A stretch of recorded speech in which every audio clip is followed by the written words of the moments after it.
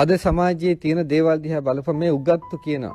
දැන් උගත්තු හදනවානේ මොකද්ද සමලිංගික සේවනය සීලාචාර කරන්න හදනවා. පරදාර සේවනය පරපුරුෂ සේවනය සීලාචාර කරන්නට හදනවා. දරුවන්ට පාසලේ පෙම් කරන එක අනිවාර්ය විෂයක් කරන්නට ලෑස්ති වෙනවා. මොනවද මේ?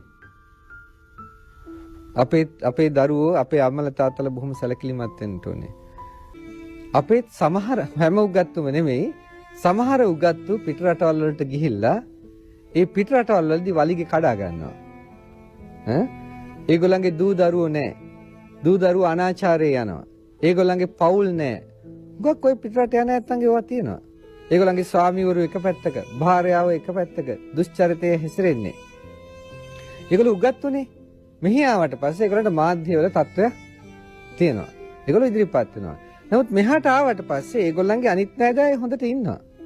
ඒගොල්ලන්ට වෙනසීම ඇති වෙලා. දැන් ඒගොල්ලෝ හදන්නේ මොකටද?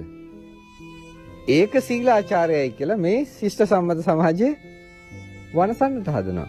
වනසලා ඒව සාර ධර්ම කරන්න හදනවා. මෙහි සාර ධර්ම ටික වනසලා.